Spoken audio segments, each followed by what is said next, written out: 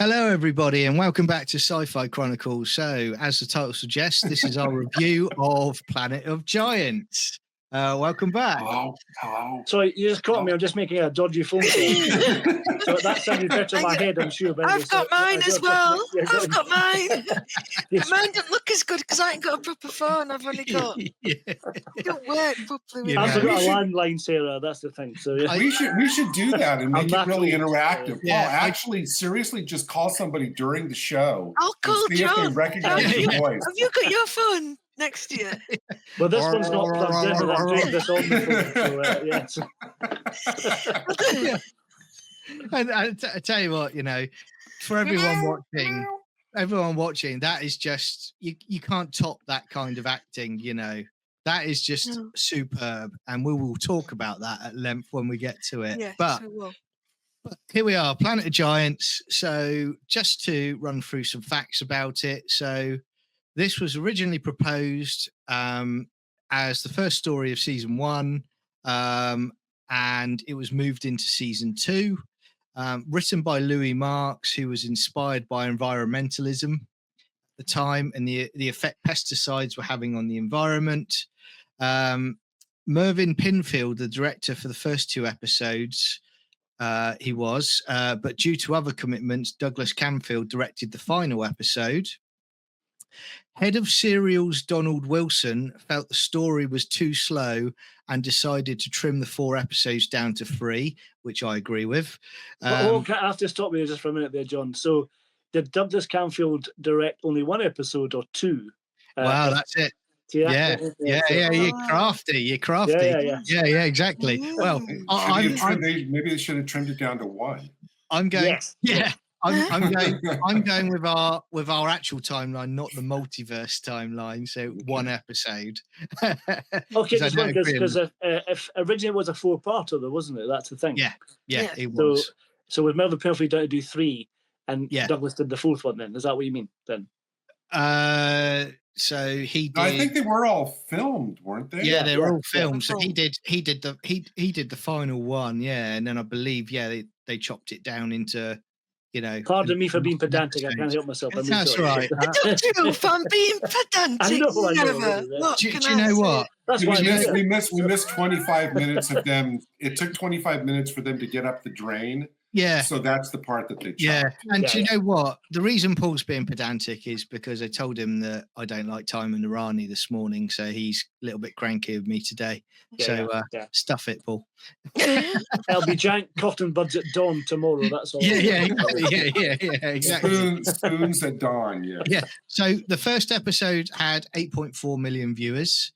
Episode 2 had 8.4 as well, and the third had 8.9 million. So did well again. All the other channels blacked out. I'm kidding. There was only 2 channels in those days in the UK, which is no excuse. And we have to remember that episode 2 has the best cliffhanger in Doctor Who history, with the filling up of the sink.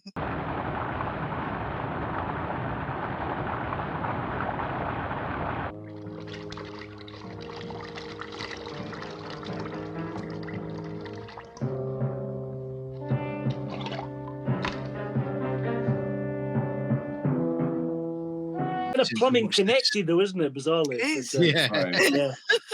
Plungers, that's the common. So, I mean, everybody watching, I mean, stick with us because at the end of the show, we are going to do our ranking, out of 5 for it. 5 being good, 1 being atrocious. Rank. Yeah, exactly right. I just wanted to say to any new viewers, it might sound like we're mocking. We mock because we love. This is just we have so much affection. We do. For Doctor Who, especially, She means the royal we. Yeah.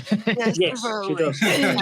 and again, and I think that's borne out because if you go through our review of season 1, which you can find on the channel, there's so much love for season 1 of Doctor Who, and we were itching to get into season 2 and start our review. Well, this feels very much like season 1, doesn't it? Still, even though it's not over. Well, I mean, I actually consider, because it was, the recording block for season 1 went all the way up through the end of Dalek Invasion, but that was the end of the first 52 episodes, the end of Dalek. Yeah. So this one doesn't really feel like a big season premiere. Basically No. this was originally intended to be like a short little interstitial thing between the Reign of Terror and the season finale.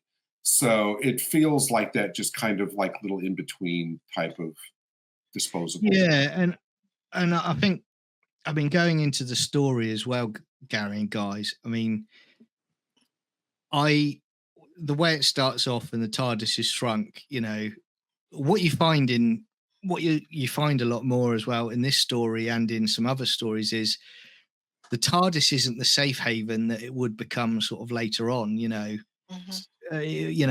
This is the TARDIS. It's not quite safe. There's another issue with it, so it all sort of links in with season 1 about it's not quite working as it should, Mhm. which I really love about it.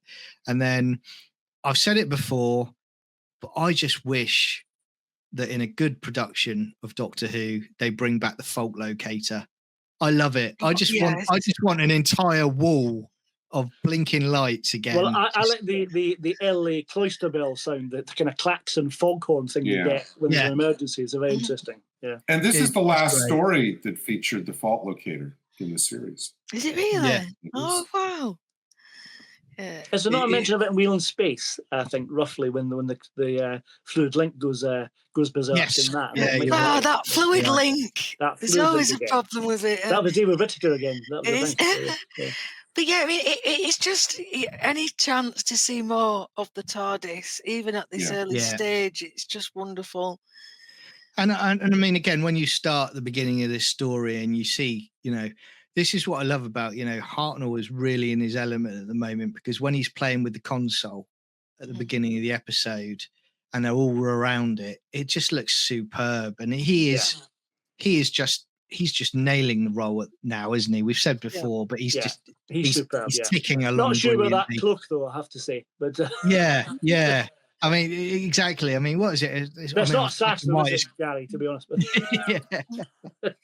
I mean, and chances are, if this had been part of season 1, chances are, the end of I'm guessing that the end of the Reign of Terror would have probably ended up with them back in the TARDIS, and then all of a sudden the doors start opening again or something to kind of lead into, it's like, oh my God, the doors are opening, and then that's where they. So why did they decide to stop it there? What was the thinking behind that? Do we know? I think it was just to create like a break between seasons, because it was only off for usually like 6 weeks or something, and then it came back on. It was just to kind of create that artificial to move it into, maybe, and also to kind of give them, wouldn't this have given them a kind of like a production buffer to where they wouldn't maybe necessarily be running so close from production time to transmission date. Yeah.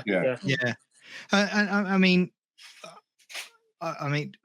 we've talked before about how much praise we give, the production team at the time, because this is a classic example, and we've said it on other reviews, whereby they were not letting the limited budget stop their imaginations and their passion to try and push it as far as they could. And this is another example of it, because, well, you wouldn't think there's a limited budget with all those beautiful sets, would you? Really? Exactly. And I was exactly right. And I was just going to say that, because I love the model shot at the beginning where the TARDIS materializes. Yeah. I think it's a lovely shot. I really do. And there's other bits that we'll come on to as we go through the review that are superb as well. That's a lovely reveal when you see from the garden path and it pulls out. That's lovely. Nice. Yeah.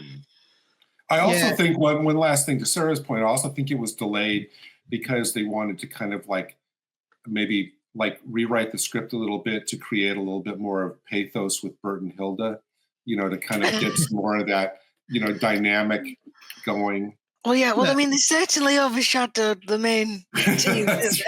I mean, look, we'll come on to Bert and Hilda, because they are the modern. Can we do a separate stream about them? They're the unsung heroes of 60s Doctor Who. They're the 60s Dempsey and Makepeace, basically. So We will come on to them later in the review, without a doubt. That's why I think even in the war games, when the doctors go, there's evils in the universe that must be fought, and they should have showed a shot at Bert and Hilda, and he says, and Bert and Hilda aren't going to be around to fight them all. That would have been a good callback from the war games to this story. I would also say they'd be working for UNIT now. If they would be working for UNIT now, absolutely, under this unit. Yeah, exactly. Oh dear, don't make me think about that. Bert runs the car parking underneath. He's the one that puts the gate up and down. Yeah, exactly. He's like that security guard that Derek Sherman plays in Spearhead, isn't it? Yeah. I mean, with this story as well. I mean, one thing I was going to mention as well is with one thing I didn't quite understand with this, and is obviously a continuity error, but I was going to ask the question: are they starting to edge more that the Doctor's alien and his physiology is different to the rest of them? Is he touches the worm at the beginning of the story that's dead from the pesticides. So Barbara later does something, touches a dead creature that we'll talk about later on, and is stupid after that. We'll definitely talk about that. But it doesn't affect the Doctor, but it affects Barbara. So do you think that this was just a continuity error, or it was a fact of they were trying to play into the fact that he was... No, it was a continuity error. If you look at the Daleks, he gets radiation sickness like that, and everyone else is fine. He's like, oh, I'm really, But and this, I think, it's a mistake. I think, to be honest. All right. Well, let me put this out there and shout me down if I'm wrong. Is that Hartnell touches the creature that's maybe like ingested the pesticide or whatever. Is it the bee? I think he touches, or the bee or whatever. Yeah. But what Barbara does is actually touch the seed that's actually physically coated with the stuff. Yes, it could and be. So that's going to get onto her hands right away, as opposed to touching a creature that Hartnell doesn't touch, like the pesticide. He touches a creature that's been killed by the pesticide. I think that's maybe the difference. Another continuity error for you then as well, because right literally at the beginning of the story, Ian and Susan pick up one of the seeds. They touch it. Ian picks it up. One of the eggs. It's an egg. The egg. Okay. But I think that they touch the ant. But the fact that they touch none of them have peripheral vision. Susan can't see the ant that's just there. But oh my God, there's an ant. So I don't know what's going on there. Hey, look at all the eggs 3 feet from me that I didn't notice until I walked right up to them. I will say that I think in this story, this is probably the best outfit for Susan. I would say in her entire run for me, where she's got like the what is it, the denim. The dungarees. I think that's I think she looks great. Good job, Carolyn. Yeah, well, we need to have yet again. We have to have another conversation about Susan when we get to characters, because she is as frustrating. She's hysterical in this, isn't she? Yeah. I mean, the one thing about this story, and it's going to go through all out, is I think the ambition of the story. As dodgy as like maybe the scripting might be in this story, I think you can never fault the 60s production team for their ambition. Let's have a story where they're only an inch tall and every creature they encountered is giant sized. We can have a giant bee, a giant ant, which looks great, or the fly, which is amazing. And it's like they're like, okay, let's give it a shot. And then add that with, and just for good measure, let's add a murder as well. Yeah. And when you're talking about the production as well, I mean, like if you compare then to now they would be doing it like with a CGI backdrop. Oh yeah, something like that, of like the cigarette packs, the matches in the background. That was all wonderfully created in the 60s, and I think it still looks superb for me. Now, John, the biggest difference between then and now is you'd have the Doctor going up and he'd be starting to cry and goes, "Who killed this bee? Why did this bee have to die?" And there'd be like waterworks. Yeah. Well, no, Well, I'm more concerned about the fact when Hartnell says we've all been reduced to roughly the size of an inch, and the hero said size isn't important, honey, or something like that. Thank you for taking me to Modern Who. Thanks very much. Because now I've got an image of Shooty climbing up in his kilt and then looking down again. What can you see beneath me, guys? You know, just stupid flipping. Oh dear, I'm going to headbutt the desk now. Nobody needs that image. No.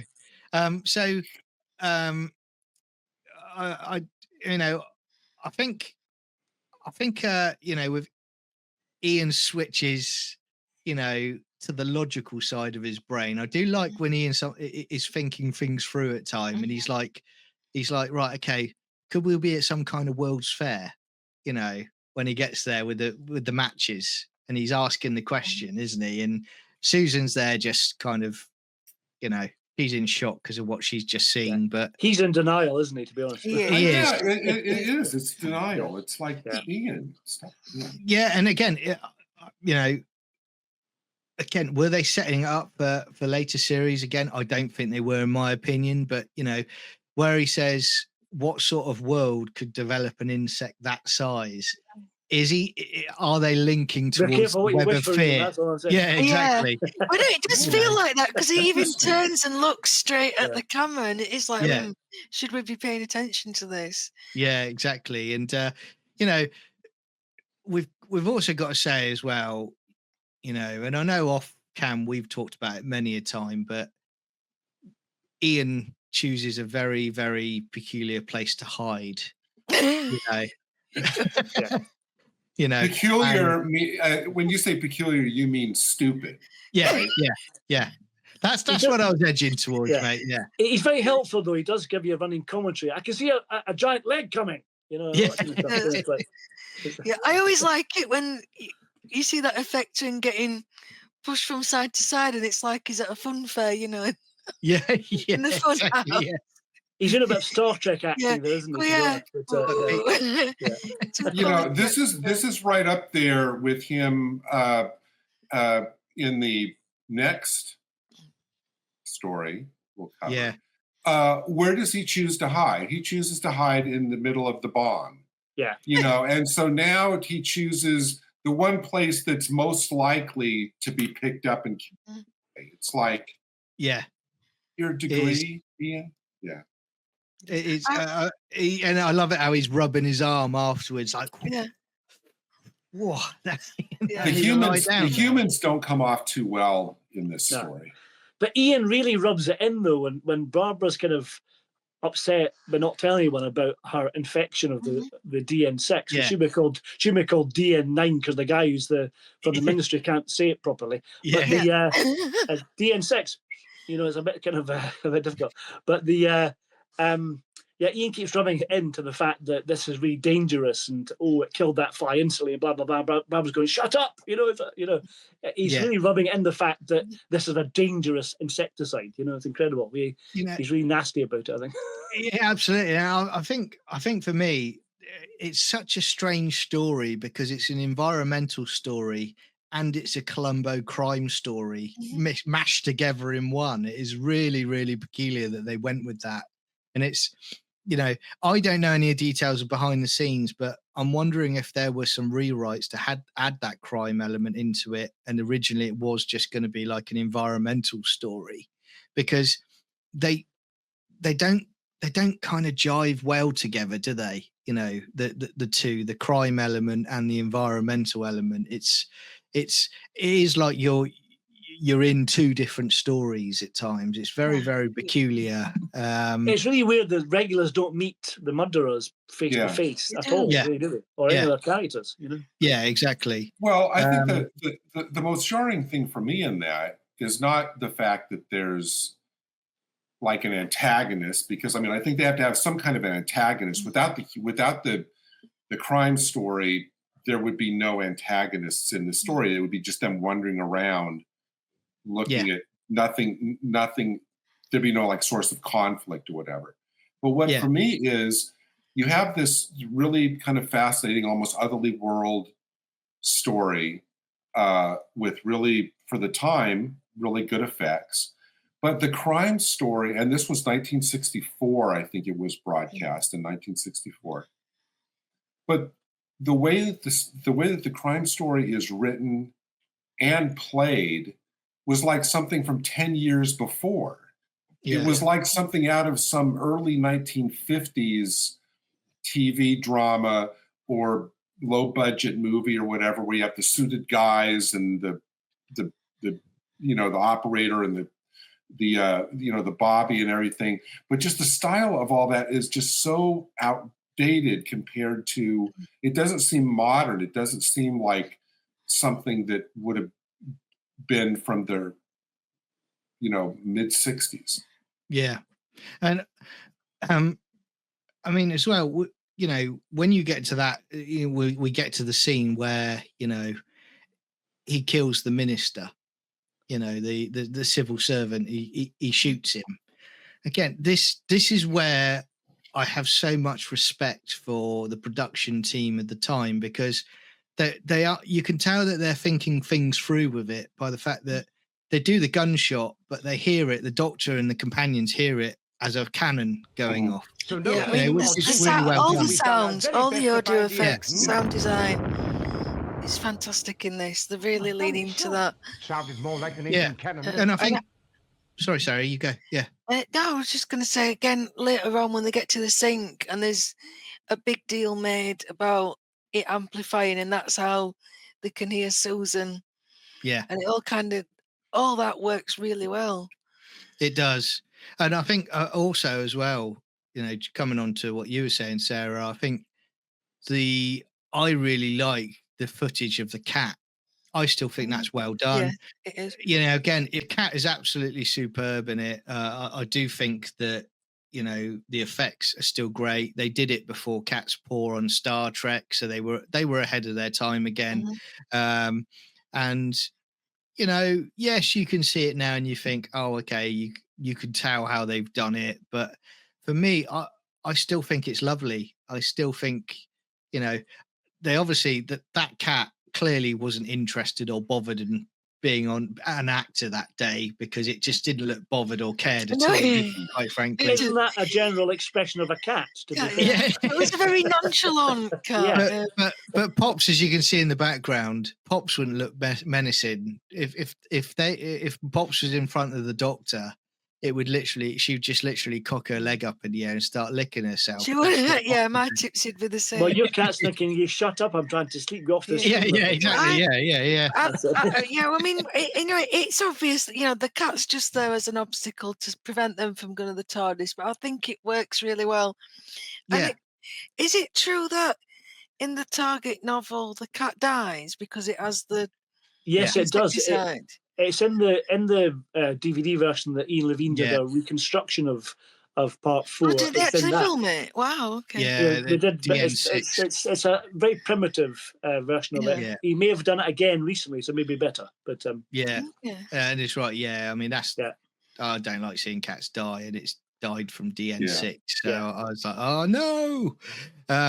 They could have done kind of like a Tom and Jerry thing where the cat's chasing all of them around, and Ian gets like a giant frying pan. It's like, well,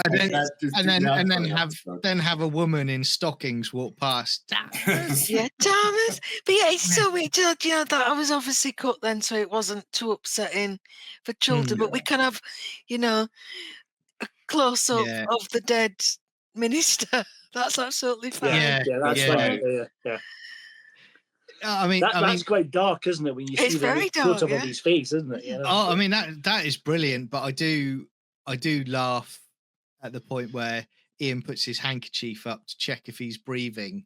If he was breathing, he would have been blown all the way down the garden. Is he breathing? You can probably hear him breathing, I'd imagine. But I mean, it's really well done, and it's I mean, again. As are the test tubes as well are quite nice that when they walk past them. Yeah. And I think there's a similar effect in the Web Planet as well, don't they? A couple of shots like that. Yeah. And is this the first story in Doctor Who where they can get back to the TARDIS, because the Doctor basically makes the excuse about the fact, they can't go back to the TARDIS yet because cats can move really fast, or something along those lines. So they effectively come out to explore now on this one. Well, this I mean, story, in the Reign of Terror, I mean, they could go back to the TARDIS. They just can't physically. It's too far. Yeah. They've been captured. And in this one, they make the decision to stay because they know that they've got to prevent DN6 from being distributed. But it's a nice, again, the thing with this Doctor, the Hartnell Doctor, is usually he isn't one to interfere, is let's just get back to the TARDIS, apart from the Daleks, whereas, we've got to fight, and obviously that's more evident in the following story, but it's really lovely to see that with this point is, no, we've got to do something about this insecticide.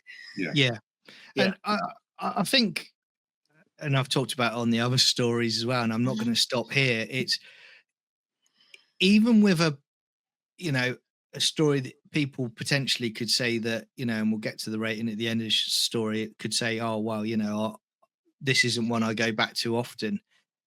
There's always something in a Hartnell story, something Hartnell does that I just enjoy. And it's just with him at this point, it's his little facial expressions again, his little, little looks to the camera, and, some of the things that he does in these stories that I just think, again, we talked on a previous review and we talked about the fact that a lot of misconceptions that people have about the First Doctor is that he's a miserable, crotchety old man figure, but he's not. He's very mischievous and cheeky, isn't he? Yes, that scene towards the end when he's doing his plot and let's make some trouble, start a fire, my boy. He's an anarchist, isn't he? Let's be honest. And he's just delighted. He's like that little schoolboy when when he's does like a good fire. It won't be long now. Delights in burning a guy's face off. And at the end, I'm doing an Ian Diaz now. I'm sorry, Ian. Going straight to the end. With the thing with the match, it's like Ian says, "Won't that be dangerous?" The Doctor says, "No, not to me. I'll be hiding over there." But I love that, and you see how far he's come with this team. When Ian thanks him, and he's like, "Oh, not at your service, my boy." That's just miles away from what they've been at the start when he didn't even want them there. It's just so lovely to see. Yeah, it's great. And I think I do like the fact that the Doctor has really developed. I think this is a story in particular where Barbara's intelligence is diminished beyond even Aztec people. Because we get to that bit where, as you were joking about, Paul, which, I support 100% on this, where she doesn't seem to notice that there's a fly right in front of her. Yeah. And then she decides to touch something like seeds, isn't it? That are laced in pesticides. Yeah. After the Doctor has implicitly said, "Don't have anything to eat." But then she goes through the entire story of effectively not telling anybody. And you see... you just shout at the screen, just tell someone, for God's sake, what's going on. When you break it down and you kind of think to yourself, okay, even though I'm laughing at it, you sort of think to yourself, well, actually, you're posing as a risk to the rest of the crew because you're deteriorating. You're not telling them about it. They then have to find a way to get you back to the TARDIS in difficult circumstances. Whereas if you had told them 20, 30 minutes ago, you could have been closer to the TARDIS and you could have found a solution to it. So, and it makes the rest of them, especially, Ian's in close proximity, and there's a big deal made about it's got a distinctive smell. Ian's nostrils just not work anymore. Just noticed there seems to be a strong a strong whiff of DN6 near you, Bob. Yeah. You can see the DN6 glistening on the fly's legs. They must have died instantly. Yeah. Oh, really? You know, clearly, I think maybe they put that in. I'm going to be kind now. I think they put that in because they wanted to show children the effects of what happens when your brain physically shrinks and gets smaller. Yeah.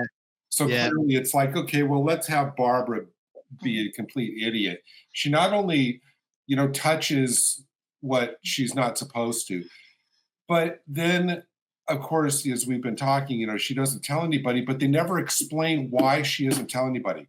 Because you're embarrassed, so you're going to choose dying over embarrassment. Over embarrassment. It's not the best message for kids, is it? It's not. No. And there should have been like a, you know, like remember He-Man, and at the end he always had like a moral lesson. There should have been something at the end saying, "And remember, kids, always tell them." That's right. Even if you do something completely idiotic, kids, it's okay to admit it. If you sniff and smell pesticide, don't touch it. Tell a teacher. Right, kids. Until next time. I think you know, again, with the production of it, the sync set is amazing. It's really great. You know, I again, they're just knocking it out of the park with what they can do. And it was Jimmy Cusack that did the sets, wasn't it? Yes, it was. Yeah. Wait, it just looks so huge. It's fantastic how this, you know, the camera angles and everything. And you know, somewhere out there's a multiverse version of Susan and the Doctor don't make it out of the plug hole. And they're just flushed down the drains in the town, you know, forever. So that's out there somewhere, I'm sure. It's probably a private collector. But they could regenerate, couldn't they? Regenerate, You know what I kept kind of focusing on, and I thought, you know, good for the art, you know, department, is they reconstructed like all the giant links of the chain. Yeah. You know, leading down. And it's like, wow, I kept looking at that. That was really. I would have really loved to have seen this ladder made out of paper clips. I think we were robbed of that visual treat. I love the I'm being genuine. I mean, I'm not taking the nick because that chain did look so good. Yeah, and I do like as well. We get to the bit in the story where the Doctor has a go at Barbara.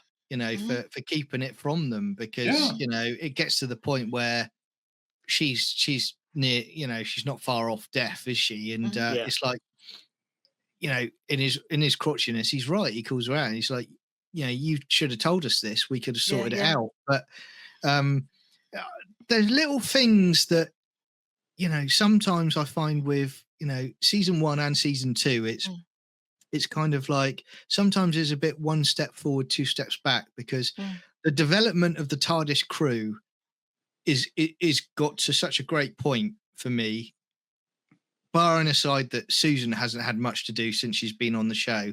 And I love Carol Ann Ford. She's great, but she just didn't have enough.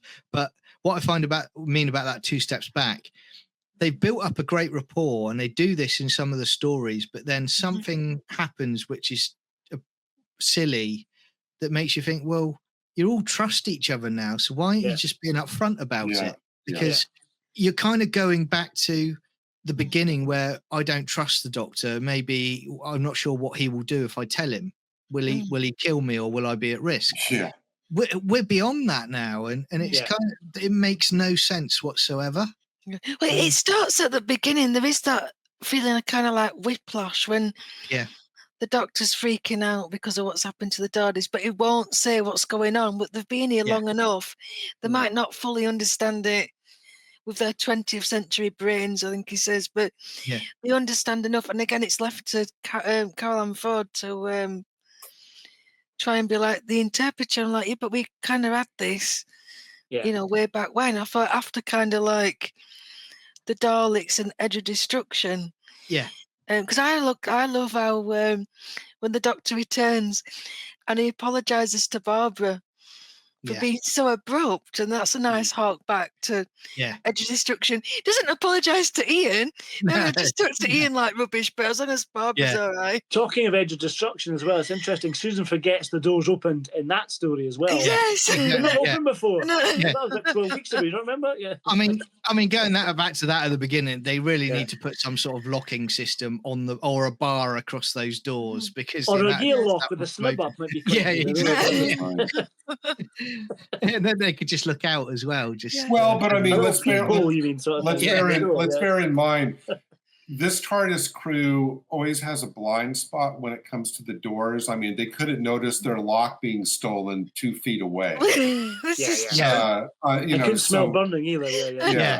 Yeah. And I mean, the telephone call scene, does make me chuckle, and it sounds like someone's stomach rumbling or Jabba the Hutt answering. When it comes back, and but again, they thought about it. They thought about, right, if you're that size, you make a telephone call, there's going to be a sound distortion there. So I do like the fact that you just wouldn't have that now. You wouldn't have that that information provided to you.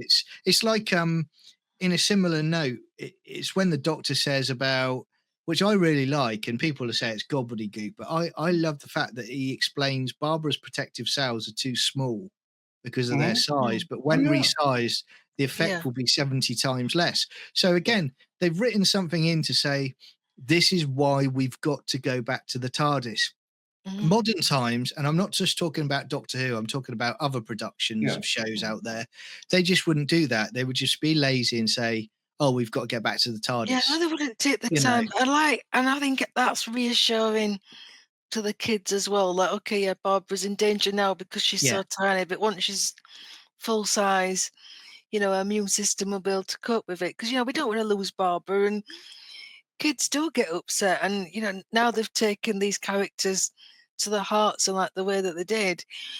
But that telephone scene infuriates the hell out of me because we've already had the scene where Susan suggests phoning the police or getting some kind of help, and even the Doctor says it wouldn't work, we wouldn't sound right, and then it's the Doctor who says, oh, it was my idea.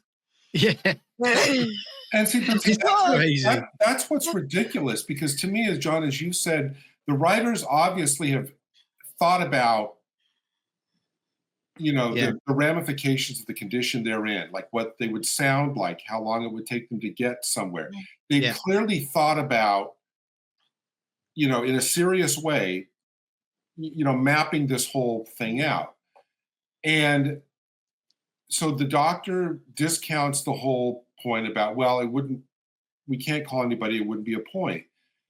But then they take half an episode to try to do basically what they've already said wouldn't work. So I'm thinking, if you're going to do that, cut that line earlier about, where they dismiss it, because it doesn't make a sense for them to dismiss it and then to spend half an episode trying. That doesn't make sense. I think you're right. And I think I would have rather them had something in the story to say, I don't think it's going to work, as I said earlier, but there's a man's life in danger, so we've got to at least try. That makes more sense than... Or even just taking the phone off the hook so somebody would notice, and just cutting out, trying to speak. Well, the thing is, they interrupted Bert and Hilda's kung fu class at the time. They were preparing for a massive assault on the crime wave that was in the house at the time. So I mean, Hilda, she's just she's on another level, isn't she? She's Columbo level. She's just a nosy cow, that's all she is. Exactly. I mean, really, it's Hilda who saves the day. The Doctor didn't actually do anything, really. Set a fire. No, that's right. It's like, Bert, for once in your life, do something right and go check this house. And I didn't grow up in the 60s in the UK, but I don't know whether at the time you had a police station with the switchboard right there in the same building. It did they could do be it? a multi-purpose shop building, like police, post office, that kind of thing. I thought it was their. I thought Remember, it the was post their office living ran the room. telephones at that point. It's a front for a crime solving thing. I it's like think that was. there's a base. I thought it was their. I thought it was their living room. Well, I think like Paul says, that in the UK, Gary, you do get post offices that are like basically people's houses, and they have a counter and people come in. So I can see that happening, but there's someone coming in and there's Bert like loading up his shotgun, and getting ready to break out. Funny is Bert's surname Seeley by any chance? It might be. So I think what would have been funny is when they were instead of like the squeaks as they were trying, it came off as like all they hear is the breathing, so they think it's like an obscene phone call. Yeah. And it's like she goes like, Bert, listen to this, and all they hear is like the. That would have been. What needed was a giant handkerchief to go over the. Yeah. But again, that is, I mean, the guy, what's he called? Is it Forrester? Yeah, Forrester. Yeah. He's a ruthless guy. He gets what he wants. He seems really practically minded. He's, doesn't lose his head. And he seems to know what he's doing. I just can't reconcile the fact that he's like, I'll deal with this. Handkerchief.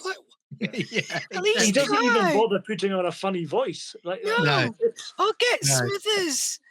If Smithers had answered the phone, would they have been as suspicious? It might have been unorthodox, but they obviously knew that Smithers was working with Farrow. It just seemed really odd. I mean, I think it would have worked better if he'd have got Smithers at gunpoint, or maybe got him to do an impression. I don't know. It just seemed really weird. And again, I think also, we've touched upon it earlier, but the First Doctor gets, he gets very bored, so he decides to take up arson. That's one of his. That's just one of his joys. But then, what I love about it is, I'm detecting a pattern through, Hartnell era Doctor Who, whereby, they don't care about collateral damage at all. They literally, they blow someone's face off deliberately. And then they go back to the TARDIS to fix themselves up. It wasn't as bad as that. The bomb was blinding him, John. Yeah, I mean, what if they hadn't turned off that gas tap and the house had gone up, all that carbon would have gone into the air. Yeah. And what the damage? I mean, that's not really the message you want for an environmentalist story. With and as much as everywhere, as much as kids kind of replicate kind of what they've seen on television. I'm curious now as how many kids around Britain the week after that episode airs made prank phone calls by putting handkerchiefs over there. Oh, we're setting fire to deodorant cans, see if it explodes. Yeah, they needed a disclaimer at the end. Kids, do not try this at home. Yeah, but no. And it's like parents were probably watching that very, very nervously, that episode, weren't they? Someone get my brute and put it in the cupboard. I wonder if somebody was watching this episode and that's what inspired the Seeds of Death, Sorry, Seeds of Doom, with the Molotov cocktail. Well, they missed a trick, didn't they? Because to defeat the crinoid, they could have brought DN6 back into it, Exactly.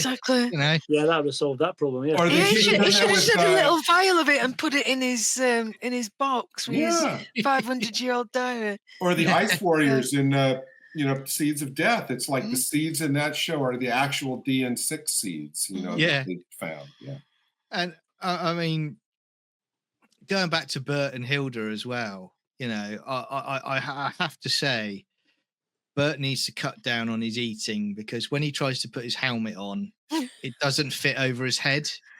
He tries to pull that down. Oh, that's right. Under his nose or something. Yeah. I mean, I'm really disappointed. I don't know about the rest of you. I'm really disappointed that Big Finish hasn't done like a 4-disc set Have they not done one? About Surely like the adventures of Bert and Hilda. Oh, it's of course, coming. and in the final episode they meet River Song, of course, since it's Big Finish. Oh, they meet the fugitive doctor. Yeah, that and Bert will suddenly be, have a transsexual lover at some point as well. Just to make he's left. He leaves Hilda. And he leaves Hilda for Harold. Hilda's now Harry. Yeah. It writes itself. And then they all join you. But there must be 150 by now. but I have to say, right, with this story, and with certainly Forrester, he's meant to be a mastermind and as shrewd as they come, but decides to leave a dead body out on the patio for everybody to see after he's murdered him, instead of dragging him inside or hiding the body. Because you even have it, what is it? The doctor and co get there and the body's still there. Yeah. So well, I mean, you don't get any idea of where the house is, do you? It's not like who are the neighbors. Because if this is I'd be looking out through the curtain. What was that noise? What's that bang? Yeah, what's he doing on the floor on the patio? Clearly, I mean, as much as you keep saying like Columbo, I mean, if this was Columbo would have solved this in about 5 minutes. In about 2 minutes. 5 minutes, 2 minutes. Because first of all, this guy's plan is, we're going to take him out in the boat, we're going to dump him in the sea. Well, I'm sure when the body washes up at sea, people think we drowned. I guess conveniently overlooking the bullet hole in his chest, which might actually put paid to the idea that maybe he just drowned. And then also the time of death obviously will be much different, because it's he died yesterday, whatever. I watched that. I was going to explain all the teeny tiny bloody footprints on the garden path where the doctor, everybody's walked around the body. That's right. The cat. With all the suspicious bits of mud put on it just to kind of yeah. And I mean, again, the ending, I kind of go away from this story with the ending and I'm like, oh, okay, is that it? With regards to, they wrap up the blinding a man and that's all tucked away quite quickly. But again, they do the journey all the way back to the Tardis, and they get in there, and just jumping back quickly, when I said earlier about the fact that there's always in these stories now there's a lovely Hartnell moment. Hartnell does a really good close-up where he's showing concern on his face, and he closes up to the camera to basically, when he's asked and he's not sure whether he can actually resize everybody. Yeah. He's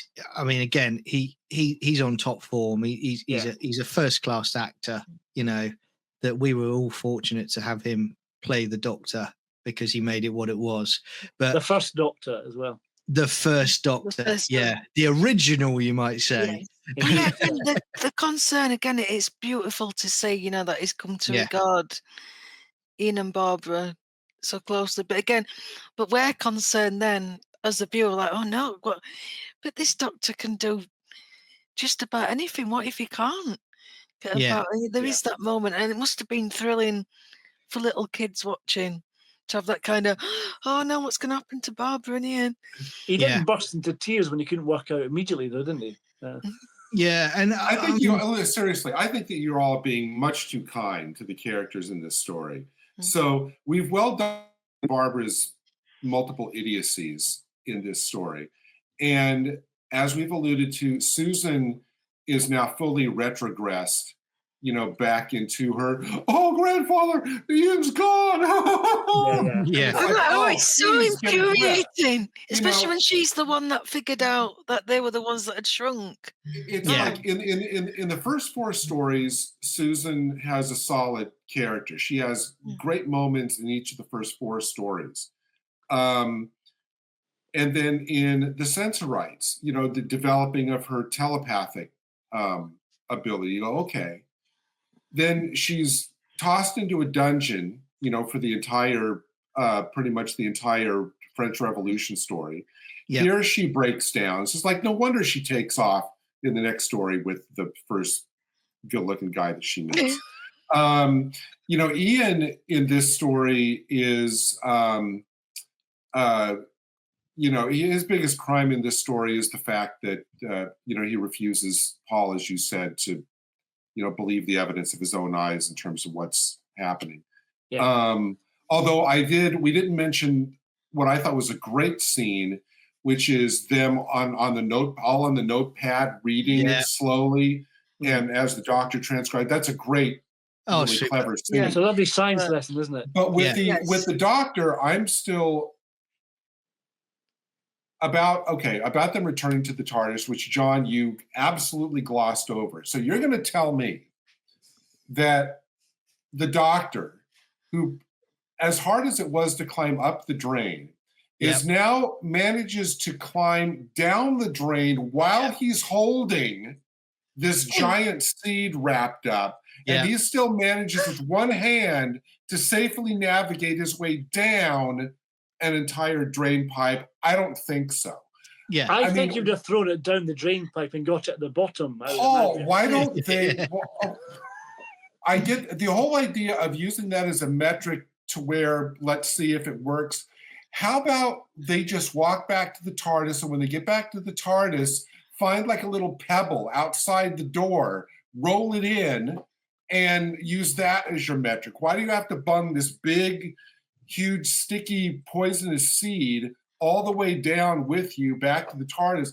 Find something right there next to the door. You have got a point, because apart from that, they don't need any samples of the insecticide. It's not finding the cure. Well, it's on Barbara anyway. Yeah, Barbara's going to be fine once she gets back to normal size. So so he's carrying like this deadly. But if they got a little stone and took it into the TARDIS, and then it grew, they'd have this massive stone stuck in the console room, and they couldn't get rid of it.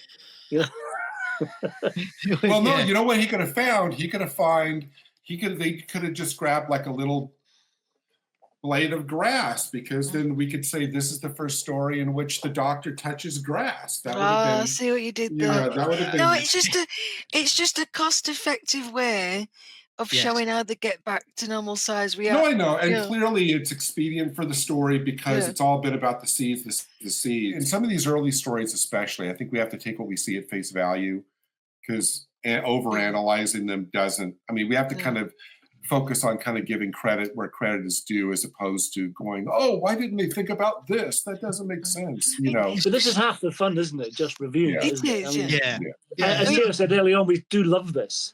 We do love this. It's fun just to be pernickety about it, Yeah. It is. And this is very much a paint by numbers sort of story. It's very we have to get right. Okay, right. We need to find out where we are. Okay. Right, how do we get to the crime scene? Right, okay. First of all, Ian climbs into a box of a matchbox, matchstick box, so it gets us there to the crime scene, and then we move on from there. So they've then got to track him down, I think, and then you're right. They cut out a whole chunk of getting back to the TARDIS, which could have been a really interesting thing in itself, because then you're kind of you're drilling more into the pressures of the race against time to get back to save Barbara, which now I still think they wouldn't have done it. I think they would have just cut it. Oh, we got back to the TARDIS. Now let's do it similar to how they did it then. Yeah. And they would have been a lot more lazier with it, in my opinion. But I think they focused on setting it up, and then all the priority was right, we need to get back to the TARDIS, and that's what they did. But I'm like you, Gary. I think there could have been so much more that they could have dropped into it. Ian, you could have had Ian's bravery of, suddenly you've got an ant there or another fly or something like that, and he's pushing them to go on while he distracts it, that sort of thing, the kind of Ian thing that he would do. But I also found with it as well, watching it, and I've watched it many times, I always try to gauge a sense of how far away the house is from the TARDIS and how long it's taken them to get there, and how long it will take them to get back. Because it can't be that far if it's at the Tardis is along the path. Exactly. Yeah, because if you see, they all catch up of Ian very quickly. When he's been taken away in the matchbox. So it doesn't, to me, strike it as being that far particularly. And I think that maybe if they were to redo it again now, maybe they would stress a bit more that, it's taken a bit longer. Maybe it's taken a bit longer to get to Ian, but of course that would cost more and extra writing. But I think now, they would have just skimmed across all of that. They would have just I know we know this, that it was 4 parts originally, but do you feel it feels a little bit disjointed because of that? Yes. Yeah. Very, especially that last episode. And there's a point where some of the editing's a bit choppy, where they've decided they've got to get back to the TARDIS. It is a race against time. And then all of a sudden, Barbara wants to stay and find a cure, but you never see her actually say that. It's just... Yeah, I agree. Yeah.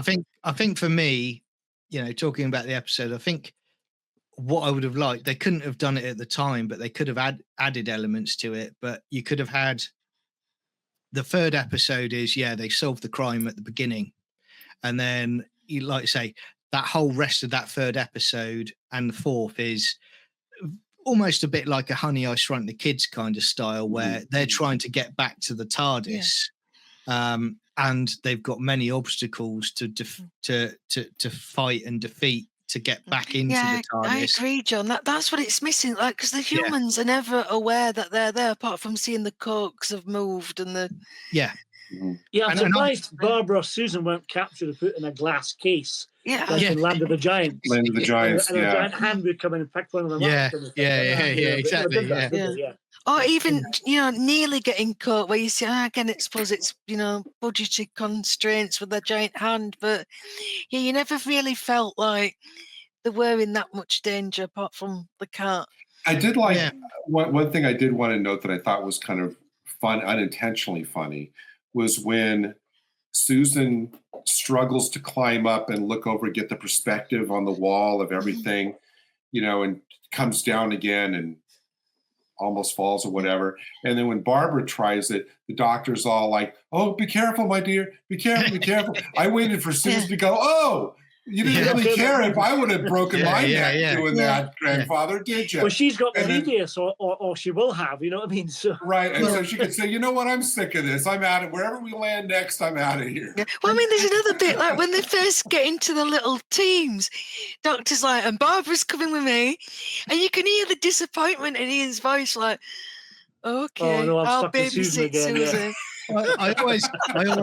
I always chuckle as well, because I think to myself, with this originally planned to have been the first episode of the first story for series 1. That would have been lame. Yeah, and I think to myself, well, with the Doctor how he was at the beginning of series 1, basically with Barbara suffering from poison, and Ian would have been pleading with the Doctor, and the Doctor would have been just sat there on the grass looking down at him going, "Me and Susan are okay. We'll just regenerate." No. What was it? The original story, though, it was meant to be set in the classroom. So the question is, was Ian making insecticide on the side? If this had been the first story, what would have happened is at the first episode cliffhanger with the cat, then the second episode would have started where the Doctor pushes Ian into the cat. And he goes, Susan, run! Yeah. Let's get back, where he sacrifices Ian to the cat. And doing the standing running That's again. Right. Yeah. Now again, I'm so glad they didn't go for this as the first. It just, I mean, as much as it looks gorgeous, it's too plodding. I mean, the Tribe of Gum can be quite plodding in places. I mean, I find that a difficult watch, but there's some danger there, and it's set in the past. It just there's more works jeopardy. So much that's what Yeah. You would have had the Doctor grabbing the rock and trying to smash the fly instead of the caveman head. And again, unlike that episode you were saying, Tribe of Gum, Sarah, I think that what I like about this one though is the fact that at least it's the Doctor again. He's trying to solve the problem. And you're starting to get into that point now where, yes, you've got Ian, who I've said to you, watching back season 1, series 1, and with you guys as well. Ian is my favorite companion, just because of how heroic he is, what he does. He's superb. But the Doctor, seeing him do his Doctor things here and take control, and he's basically the little, again, this is Hartnell again, I've said it earlier, the little details he does to camera, where he's kind of like, as the Doctor, he's thinking things through. Yeah. And it's just a joy to watch. And I mean, what I'll do now as well is I'll take us into sort of characters of the story. So, guys, who do we think is the best character of the story? I know who my character is. Yeah. You're not allowed to say that. Damn. Yeah. Oh, well, yeah. I mean, hands down, John. It's like everything you've been saying. I agree with. It's William Hartnell. It's the Doctor. Every scene he's in. Yeah. It's just fascinating to watch. You can't take his eyes off him. He's always doing something, whether it's his facial expressions, just his eyes, his hands. And I know that was a conscious choice by him, wasn't it? Because to get as close as you can with the camera, and it just works so well. And you see the concern, the delight, just even at the beginning when he's like, "Oh, we should all be dead. Oh, this is a puzzle." It's just he's delighted from the start, and just everything about him. I do feel like once we get away from the Doctor, everything kind of slows down. I mean, God, as much as I love Ian and Susan, when it goes to their bits, and then Ian and Barbara, you kind of. Why is the Doctor wasted just being, climbing up a drain? I want to see more Doctor. Yeah, exactly. You miss him when in episodes when he's on holiday, don't you? If he disappears. You do, yes. Where's the Doctor? And when he comes back, you're so pleased to see him. Yes. Yeah, absolutely.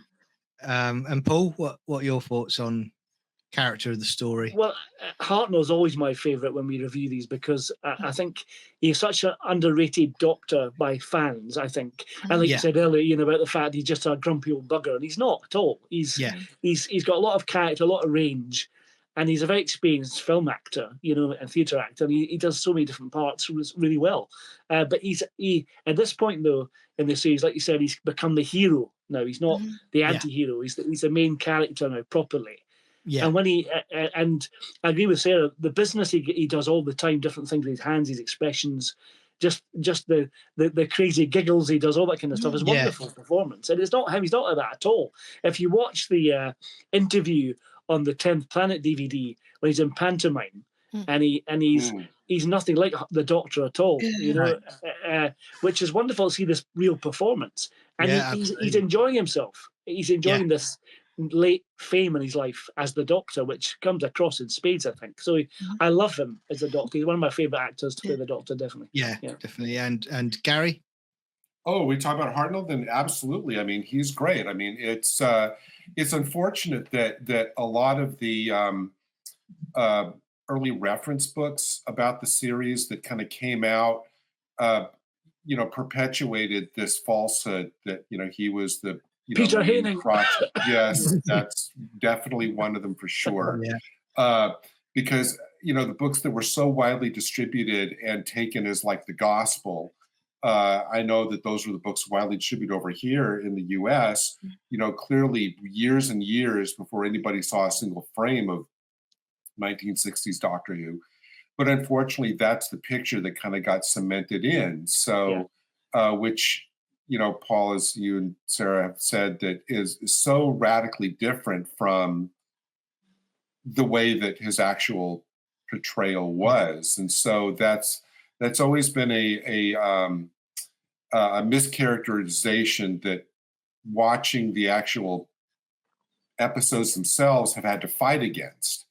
But no, you're right. He's great. I mean, what was his own description of him? That it was Father Christmas and Santa Claus, or what was his description? Wizard of Oz, kind of thing. Wizard of Oz and Father Christmas combined, which is, absolutely accurate. So no, it's always great to rediscover the bits of business that, like, Hartnell or, for example, Troughton dancing at the beach in The Enemy of the World. It's always great to see those bits of business added back. And I think, I watched Three Doctors again recently, and it's like, and it's the first time I've watched it since we've been doing these reviews. And although I'm always sad, and I've always have been sad that he had such a diminished role in the Three Doctors because of his illness, but when he comes on screen, with the second and third Doctors, I love it because I'm like, right, here's the boss. He is the Doctor, and he basically puts them both down straight away. He steals the show with some few scenes, and it's difficult because John Pertwee. Well, I'm Patrick Troughton, but especially at this point, Pertwee was the man. This big personality, and Hartnell, he's frail, he's ill at this point, and completely just owns him. And these big personalities, and there's so much joy in them scenes. Yeah, I'm really glad he had, however small his appearances are, that he actually was able to do that. Yes, exactly. And again, it must have been a joy for him as well, even though with his, his health, just to come back and just do that, because he's a master as far as I'm concerned, not the evil master, but a master of his. Not the war chief. Are you saying not the war chief? The first Doctor is the war chief? Is that what you're saying now? Yeah, exactly. Yeah. Like the twerps are suggesting now. I said twerps. I've never said twerps before. It felt good. That's very British, very British. Very 1950s John, that wasn't it? Yeah. I have to. We need to talk about the music briefly because it makes me laugh. Like most of it bears no resemblance to what's going on, and it's very jaunty. It's very It's like, oh, this is very nice. We're on holiday, la la la. It's very jolly and it makes me smile. It's really again with this being the first story that Dudley Simpson worked on. Like again, I mentioned was Norman Key unavailable? Do you think? Yeah, yeah. But I mentioned it earlier about the cannonball effect and stuff, and again early on this is Dudley Simpson, but it's great, and you can tell from watching this, you see what he does going forward, but just how much of a talent he was as well. It's really great. I mean, okay, guys. So ranking this story out of 10, what would you give it? So, Paul, what would you rank this story out of 10? I think this is a funny one for me. I do enjoy it. There's a lot of good stuff going in it in terms of the sets and some of the characters in it, the acting. I actually like Alan Tilvin as a villain, but not really talked much about him particularly. He's not a very bright villain, but he's got a great face, a great actor, and he's done lots of things. I saw him a few years ago in Love and Death by Woody Allen, which was a bizarre place to see him. But some great characters in this, but I'm glad it's edited to 3 rather than 4, so I'm probably going to give it 7 out of 10. Sarah? Yeah, again, it's so difficult because there really isn't a story like it. And the pacing is so bizarre. At times it feels so plodding, and at other times it's like breakneck speed. It's so bizarre. Again, lots going for it. The production design, some of the performances. I actually think we don't even mention Smithers. I actually think he seems more evil. He's got that wide-eyed, mad professional look. He's kind of like one step away from world domination. And it always makes me laugh how he seems to go crazier and crazier. And then but it's for the good. We're going to kill the locusts. We're going to stop starvation. He's got to tack that bit on just to bring him down a bit. It's hard to see his name's Smithers. I just think of The Simpsons all the time. It's amusing. Release the hounds. Yeah. But I mean, story-wise, it's probably not the greatest. The characterization are all over the place. I mean, there's only really the Doctor and Ian at times. I mean, it's so I can't get past how bad Barbara and Susan are in this. So yeah, I think I'm going to give it a 6. That's pretty still good, pretty mid. Yeah. Gary? A lot of what I'll echo a lot of what Sarah said. It's I mean, the production design is great. I mean, the imagination and the ambition of the story, I think, is staggering. I love the Doctor. Ian, despite his momentary wobble of stubbornness about what's happening, he's good in this story. Barbara is dire. Susan is eye rolling. I'm with Paul. I'm glad it was cut down to 3. The best thing about the story, I think, was the Fly. The Fly was amazing. Yeah. And it's clear that the writers really were thinking about the situation that the crew was in and trying to think, okay, what would this mean? What would they have to do to get here? What would they have to do to read the pad and all that stuff? And so clearly that kind of thought, but I mean, in terms of the overall, I'm going to go with 6. I mean, because it's not flat average that a 5 would be, but it doesn't make it much higher. It's got potential, definitely. It needed some oomph. And I realized, and Paul might be able to correct me on this. Unless I'm mistaken, this is the very last Hartnell story that was adapted for Target, because this was like way late in the range. This was like 140 something on the. Was this written by Nigel Robinson? I think it might. Yeah, and so this was in the high like 140s, and so I think this might have been one of the last, if not the last, Hartnell story that they waited to adapt for Target, and which makes sense to me. For me, I would say I'm going with a 5. The reason being is I the story. I actually think this is, for me, one of the lowest so far. I just think that I said earlier, it's kind of, it's that's the story effectively. But I put it in the middle there. I don't drop it any lower than that, purely because I love the effects. I love the practical stuff they've done. Like you said, Gary, the Fly is sensational. I love the sets that they've created. I love the sound effects that they've put into it. And as we were talking about before, I absolutely adore Hartnell's performance in it again with what he does. The thing that still baffles me though is, and again, I kind of touched upon these things earlier, but I'm going to mention it with Barbara. And it's kind of, it's one step forward, one step back with Barbara, because we're going to do obviously Dalek Invasion of Earth, which is coming up, and she has so much more to do in that, and she's great in that story. But then you have this story and you're thinking it's almost like a different character. And it's like what Gary said earlier as well. And, it helps me with my mind to think, because she was shrunk down, her brain was shrunk down, so she's more stupid. That gets me through it a lot more. With that, and I think that's great for my. What Susan's excuse, though, I'm not quite sure. But she should be fine. I mean, there is a little bit, to give credit. There's a little bit where Ian says that he can't think straight because he's giddy because of how high up they are on the workbench.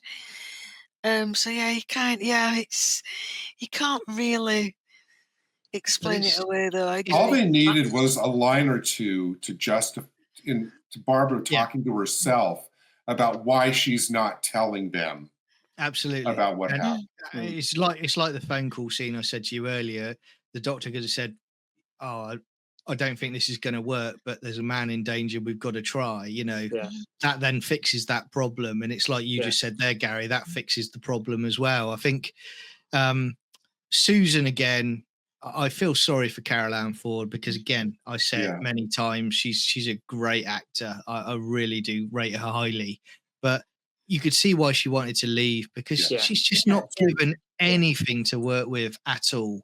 And it's just the climb up, look out there. Oh, pretend you're going to fall over and scream, or scream round a corner sort of thing. Really, that's what she gets to work with, and it's such a shame, because we talked about it earlier, didn't we, Paul? About what they didn't do with her, which is really surprising.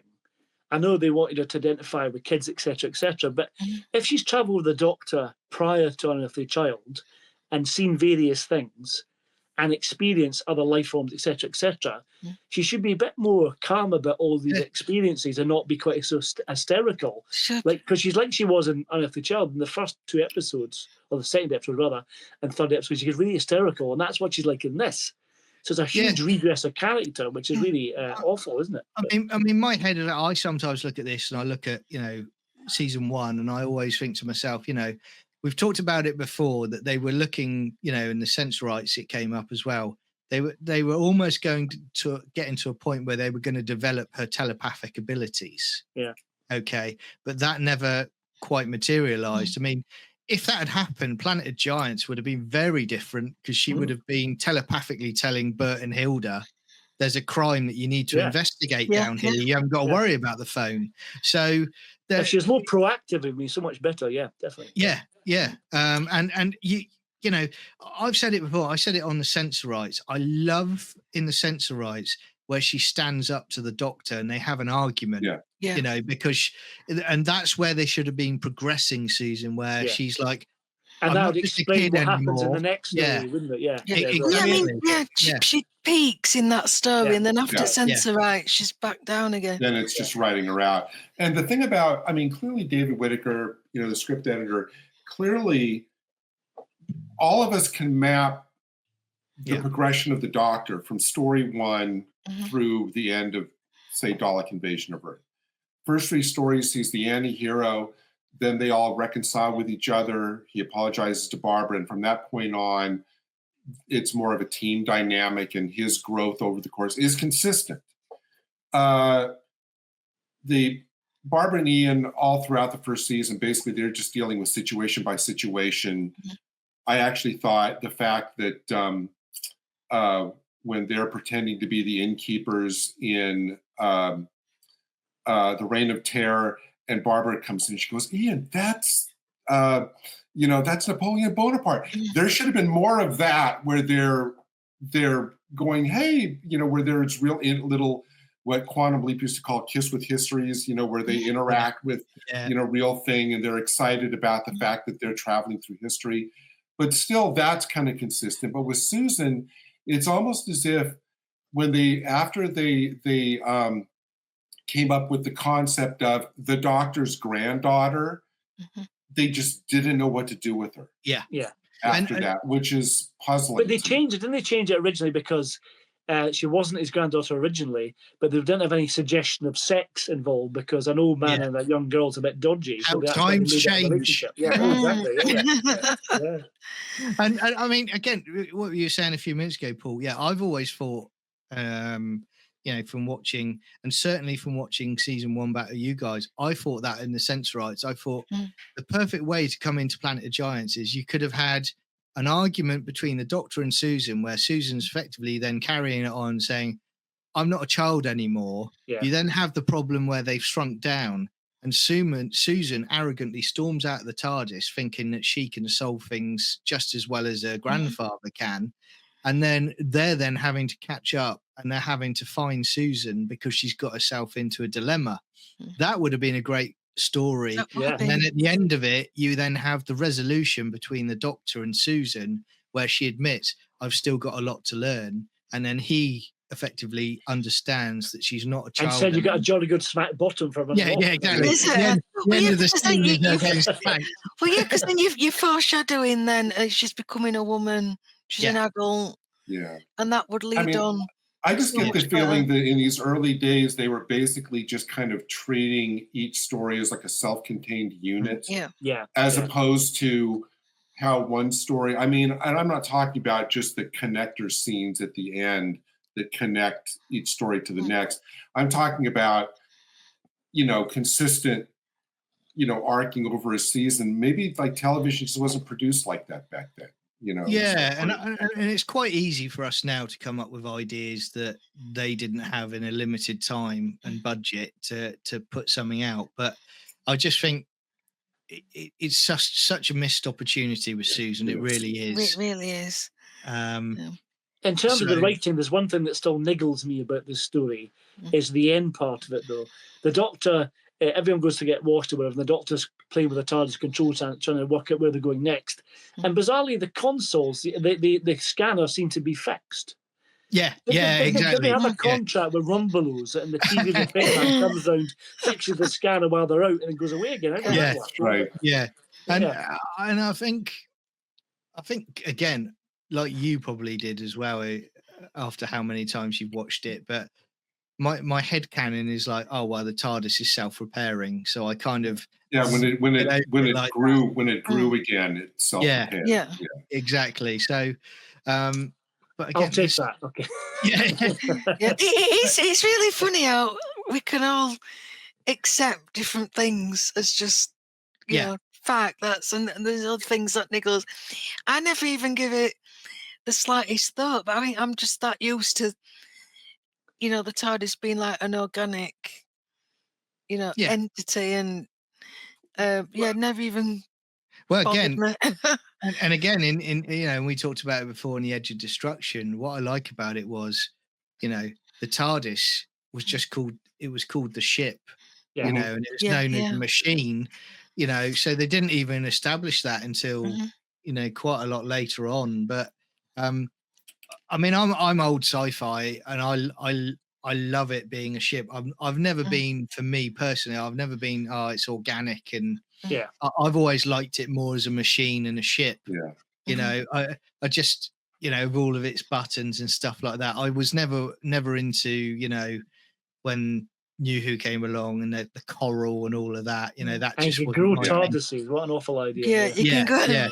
And even with the Tom Baker era, where he would go like, there, oh girl, and all that came off more of one of his idiosyncrasies rather than revealing something about the ship itself. Yeah, he was just a man and his motor, wasn't he? Exactly. Yeah, absolutely. And again, I when you look at the Third Doctor, exactly the same thing with Bessie. Bessie was alive though. Oh, don't you start. Bessie was Brum's grandmother, obviously. Yeah. She was out one day and she came across a pretty little mail car. Next thing you know, that's another Big Finish box. Yeah, that's it. It could be the Love-Bug, because they're both very kind of sentient, aren't they? Came out at the same time. That's right. Yeah. Exactly. Oh well, that is coming from Big. I would have liked John. I would have actually liked John Pertwee driving around in a little VW Beetle instead of Bessie. That would have been. Yeah, but you wouldn't have been able to see him properly, and that wonderful hair and the cloak behind him. No, I know. I'm just kidding. I have to give credit to these writers though about just the title, Planet of Giants, and how it kind of fools you. That wrong footing of we're going to a planet and everything's giant. As I thought that was just really clever. Yeah. And they could have actually really played on that. I mean, it's only until the murder happens that we get, confirmation that this is what's happening. But I do like the little clues, like the Doctor saying, the pattern's not random. Somebody's designed this, and the clue about the concrete. I just like these little breadcrumbs. It's really, really subtly done. That I don't think I appreciated on my first watch. It's on his subsequent watches. And I think that is one of the strengths of this story. But it's like you were saying, John, with the position of it. It's more than just a mid story. It's not one I would go to. Like, I fancy some Hartnell. I'd probably go for a Dalek one or the Time Medal or something like that. It's not really one I go for, but when I watch it, every time I watch it, I always enjoy it. Absolutely. And I think this is the joy that I didn't have as a kid growing up, of being able to watch these stories chronologically. because I've said about it before. When I grew up, sort of, when my family got me the VHSs in the sort of late 80s, you didn't have the opportunity to do that. You literally bought the one that came out at that time. So, 1 month you would get a Pertwee, next month you get a Tom Baker, then you would get and it was the Hartnell and the Troughtons, obviously, that you struggled to get because many weren't about, but also and now watching it back with you guys and seeing it story by story and how things progress, people are now, I hope people go back and they watch it in order, because you really do see a wonderful development of characters. Marathon and Doctor is a great idea. I recommend it to anybody because it just makes more sense. It really does. It does. And again, we've talked about Hartnell. He just keeps getting better and better as he goes along. And if you watch it and you watch it all the way through, well, join us on this adventure because we're going to keep going. But you see the misconceptions about Hartnell's Doctor, as we were talking about earlier, completely dismissed after you watch these stories, in chronological order, because he's sublime. So, I mean, that's it for today. I would say to everybody who's been watching, thanks very much for sticking with us. We really appreciate you subscribing to the channel. It enables us to continue to, see that they're appreciated and continue to enjoy the adventure like we all do as friends and fans of the show. We also have, obviously, the season 1 review, and all the stories from season 1 are on the playlists. So feel free to have a look at those. And we're also doing movie reviews as well. Plenty of wonderful stuff to come. But I would also say to all of you, it's a joy to have you watching us and subscribing, but also don't forget to give us your feedback and put your comments in and give us your ratings about the stories, because, we love it. And we want to build this as a community as well as a channel. So feel free to tell us what you think. Tell us what else you would like us to do. We're always open to comments and opinions, and, just keep sticking with us on the journey, because we've got some crackers on the way, and Dalek Invasion of Earth is the next one. So I'm going to be a big kid with that one. And we're only a couple stories away from the next big mystery, which is, I wonder who Quillian is. That's a big brain teasing mystery there on that episode too. And I can reveal it now just before we go that we will all be wearing togas for the Romans. So and drinking wine. We do that anyway. And well, I do. I know that we're just about finished constructing the Menoptera costume for Paul to wear. I was going to come as a zombie. Anyway, but you want to be the czar? You want to be the there you go. Yeah.